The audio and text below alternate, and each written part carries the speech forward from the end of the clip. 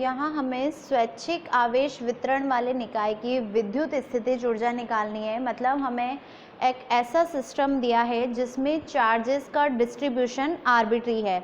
जैसे हमने previous lecture में आर्बिट्री डिस्ट्रीब्यूशन वाले सिस्टम का पोटेंशियल निकाला था, सिमिलरली यहाँ पर हमें उसकी इलेक्ट्रिक पोटेंशियल एनर्जी निकालनी है।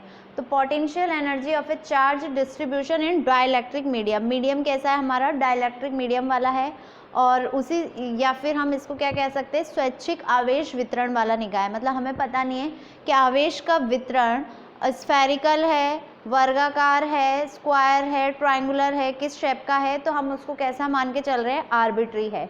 तो ऐसे सिस्टम के लिए जब हमें पोटेंशियल एनर्जी निकालनी होती है तो इसके लिए हम क्या कर रहे हैं, हम सबसे पहले हम ये मान के चलते हैं कि हमारे पास एक चार्ज है Q1। इस Q1 चार्ज के फील्ड में हम बाहर से एक चार्ज को लेके आते हैं Q2 को। तो Q1 चार्ज के फील्ड में Q2 चार्ज को लाने में किया गया कार्य जो होगा उसको हम दे देते हैं W1 नाम, और इसका मान होगा K Q1 Q2 upon distance मान ली दोनों के बीच की R12, क्योंकि आपको पता है किया गया कार्य ही एनर्जी में कंज्यूम होता है, तो इसलिए हमें वर्क डन ही निकालना पड़ेगा, और वर्क डन का फॉर्मूला क्या होता है, K Q1 Q2 upon R12। ठीक है, अब यहाँ पर आपके पास दो चार्जेस हो गए Q1 एंड Q2। इस Q1 और Q2 के फील्ड में अब हम बाहर से एक नया चार्ज लेके आ रहे हैं Q3। तो इस Q3 को लाने में वापस किया गया कार्य तो वो होगा आपका W2, और उसकी वैल्यू होगी K Q2 Q3 upon R23 plus K Q1 Q3 upon R13 and so on. इसी तरह से हम आगे भी अब W3 लेंगे तो Q1 Q2 Q3 के फील्ड में हम एक नया चार्ज Q4 लेके आएंगे। तो इस तरह से हम बहुत सारा वर्क कर रहे हैं। तो जो टोटल वर्क डन होगा रिजल्टेंट वो क्या होगा, W is equal to W1 plus W2 and so on. ये सारी वैल्यूज़ रख देते हैं K Q1 Q2 upon R12 plus K Q2 Q3 upon R23 plus K Q1 Q3 upon R13 and so on. हम इस term को as a summation अगर लिखना चाहें तो हम ऐसे लिख सकते हैं क्या, W is equal to summation of I comma J is equal to 1 to N where I is not equal to J। तो अब देखिए आप, मैं इसको ऐसे लिख रही हूँ K QI QJ upon RIJ।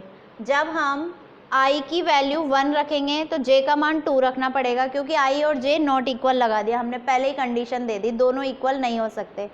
ये 1 है ये 2 है, तो नीचे वाली डिस्टेंस क्या हो जाएगी, R12। लेकिन अगर हम I को 2 रखें और J को 1 रखें तो Q2 Q1 upon R12।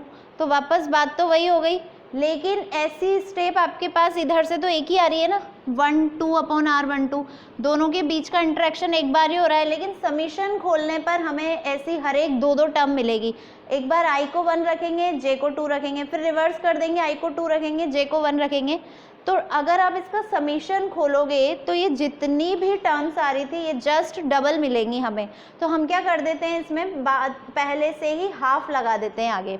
Half का मतलब क्या है, ये जो 2 टाइम्स होगा ना समीशन खोलने पर, जो भी आपके टर्म्स बनेंगी वो 2 बनेंगी, तो पहले ही हमने क्या कर दिया, आधा। ठीक है, तो ये हमारा W हो गया। अब हमें पता है कि किया गया कार्य ही एनर्जी में कंज्यूम होता है, तो कितना हो जाएगा, U is equal to summation of I comma J is equal to 1 to N I not equal to J और K QI QJ upon RIJ। इसको दे देते हैं इक्वेशन नंबर 3। अब आपको क्या निकालना है, आपको पोटेंशियल पता करना है ith पार्टिकल पर jth पार्टिकल के कारण। तो आपको पता है पोटेंशियल विभव क्या होता है, इकाई आवेश को लाने में किया गया कार्य।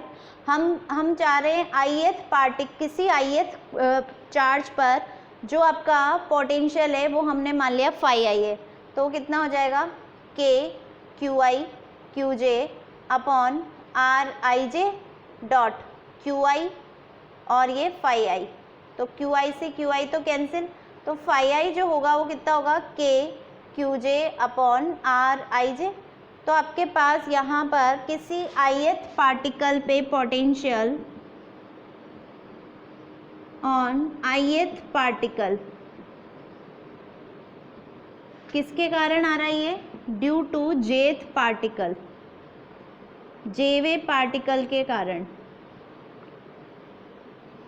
कितना होगा, phi I is equal to K Q J upon R I J. Now substituting value from equation 4 in equation 3 we get total potential energy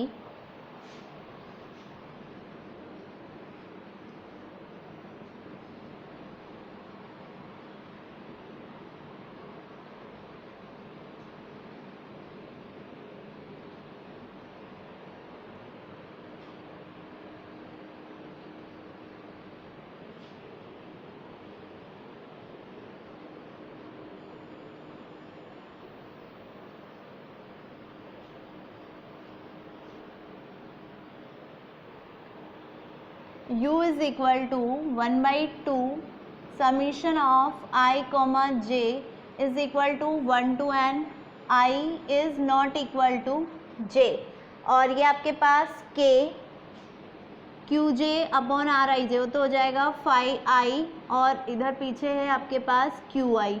ठीक है, इसको दे देते हैं हम इक्वेशन नंबर 5।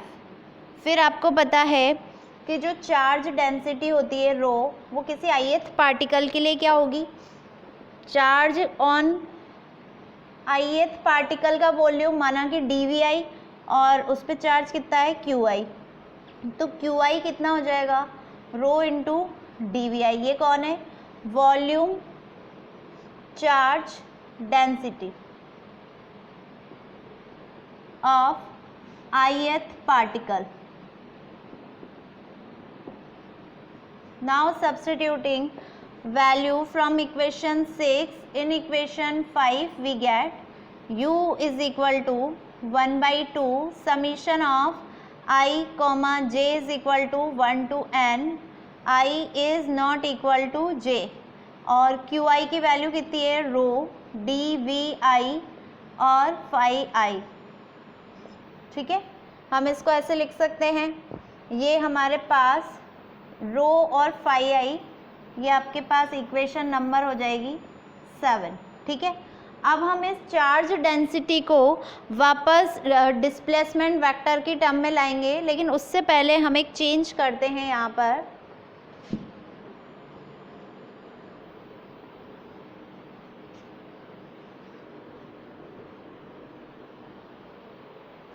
देखिए, ये छोटे छोटे ith पार्टिकल्स का वॉल्यूम मिलके पूरे सेगमेंट का वॉल्यूम बनेगा, पूरा आपका जो भी आर्बिट्री चार्ज डिस्ट्रीब्यूशन है। तो इस स्थिति में हम इस समीशन को क्या कर दें, छोटे छोटे आयतन अल्पांश हैं, इसलिए समीशन को किससे रिप्लेस कर देते हैं हम, इंटीग्रेशन से।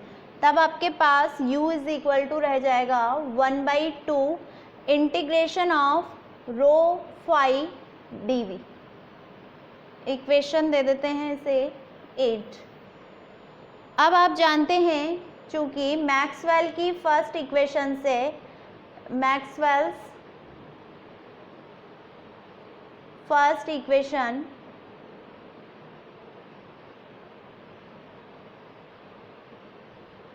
Del dot E is equal to rho upon epsilon. ठीक है, और आपको पता है del dot epsilon E is equal to rho. चूँकि आपने डाइलेक्ट्रिक कांस्टेंट वाला मीडियम लिया है, इसलिए आप एप्सिलॉन लगाया है। ठीक है, एप्सिलॉन नॉट वैक्यूम के लिए आता, और आज पढ़ा आपने प्रीवियस लेक्चर में epsilon E is equal to D vector होता है, तो del dot D vector is equal to rho. Now substituting value of rho from equation 9 in equation 8 we get u is equal to 1 by 2 integration of rho की value है आपके पास del dot D vector of phi and dv। अब यहाँ हम एक formula use कर रहे हैं अगर हम डेल वेक्टर करते D del vector of D vector dot phi, या D del vector D phi का करेंगे हम, तो क्या करेंगे, इसको हम ऐसे लिखते हैं del vector dot D vector, एक बार तो डी कांस्टेंट डेल का फाई के साथ अवकलन, प्लस डेल का डी के साथ अवकलन और फाई कांस्टेंट। यहाँ हमारे पास डेल डॉट डी फाई वाली टर्म है, ये वाली है, इसको निकालना है। तो क्या करें, del dot D vector of phi is equal to del vector dot D vector of phi minus of D vector dot del vector of phi. ठीक है, now substituting this value from equation 11 in equation 10 we get u is equal to 1/2 integration of del vector dot d vector of phi minus d vector dot del vector of phi and dv। ठीक है, फिर आप इसको अलग अलग कर सकते हैं, u is equal to 1/2 integration of del vector dot D vector phi dv minus 1/2 integration of D vector dot del vector of phi dv। तो ये आपके पास एनर्जी आई है। अभी हम इसको आगे और सॉल्व करेंगे।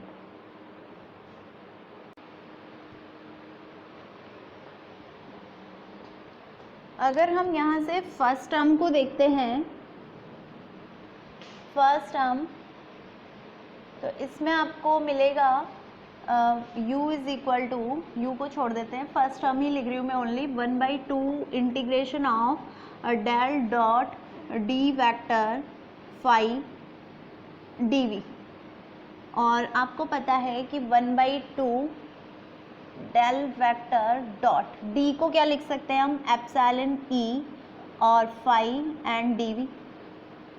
1/2 del vector dot epsilon, E को क्या लिख सकते हैं, K Q by R square, और फाई को क्या लिख सकते हैं, के क्यू बाई आर, और ये आपका डी वी। हम इसको इस तरह से लिख सकते हैं।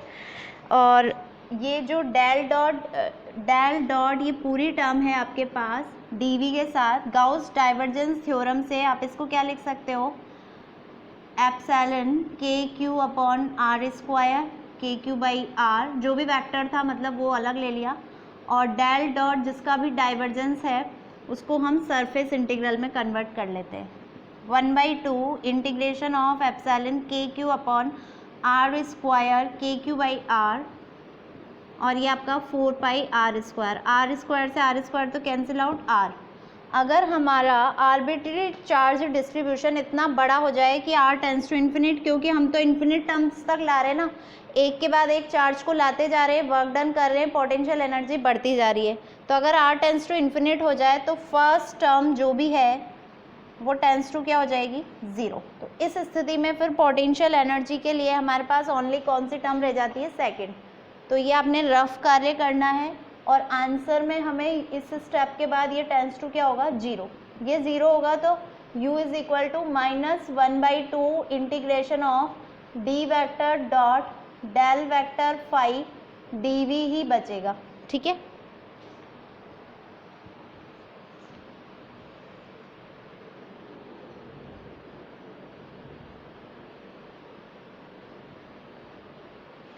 अब चूंकि आप जानते हैं इलेक्ट्रिक फील्ड एंड पोटेंशियल में relation E is equal to minus del phi, तो del phi is equal to minus of E vector, ये वैल्यू रखेंगे तो U is equal to minus 1/2 integration of D vector dot minus of E vector dv, minus minus plus 1/2 integration of D vector dot E vector dv।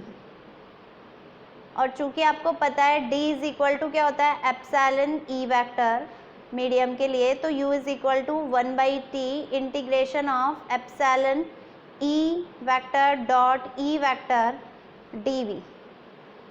तो ये क्या हो जाएगा, u is equal to 1/2 integration of epsilon E square dv।